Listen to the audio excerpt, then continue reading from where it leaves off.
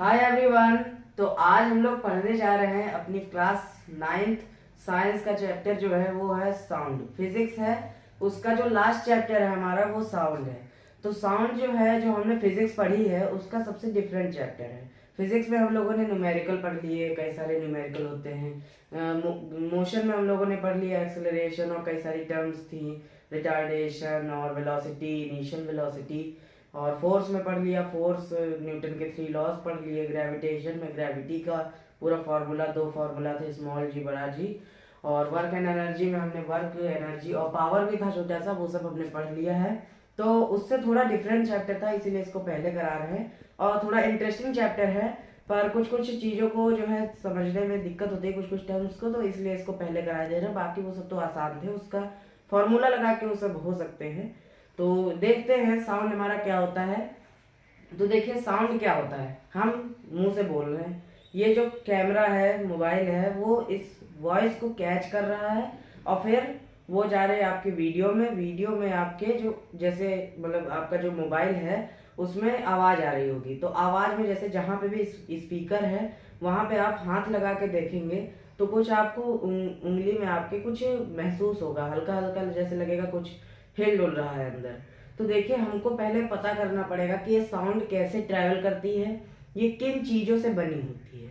तो साउंड किसी भी चीज़ से नहीं बनी होती, हमारे आसपास में जो भी सराउंडिंग में जो पार्टिकल होते हैं उसी का जो है जब वो एक मोशन में आते हैं, एक टाइप के मोशन में आते हैं तो वो साउंड प्रोड्यूस करते हैं। तो उससे पहले हम लोगों को समझना पड़ेगा कि वेव, साउंड जो है एक टाइप की वेव है, तो हमें उसके पहले समझना पड़ेगा कि वेव किस टाइप का मोशन करती है। तो देखिए यहाँ पे पहला आ रहा होगा कि यहाँ पे एक ट्रांसलेशन मोशन है।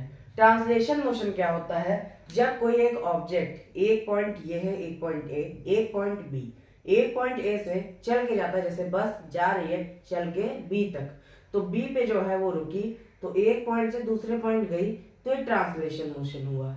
रोटेशनल मोशन क्या होता है, रोटेशनल मोशन में हमारा क्या होता है, जैसे कि फैन घूम रहा है, तो फैन घूम रहा है एक पॉइंट पे, कोई चीज है वो यूं यूं यूं घूम रही है, तो उसे हम लोग कहते हैं रोटेशनल मोशन।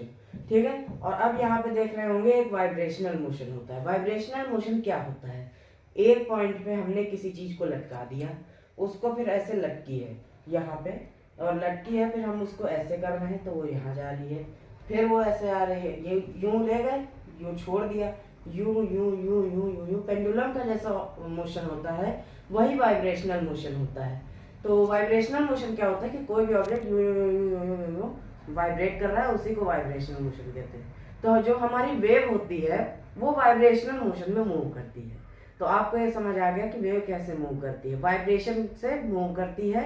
जैसे एक पेंडुलम यूं यूं यूं यूं होता है, ये होती है मेन पोजीशन, और ये वाली एक्सट्रीम पोजीशन, ये वाली एक्सट्रीम पोजीशन। तो एक्सट्रीम पोजीशन में जो है ये फाइनल पोजीशन होती है। तो यही होता है वाइब्रेशनल मोशन, एक मीन पोजीशन, उससे यूं गया पार्टिकल एक्सट्रीम पर और इधर यूं गया एक्सट्रीम तक। तो ये होता है हमारा वाइब्रेशनल मोशन, इसी से जो है हमारी वेव बनती है।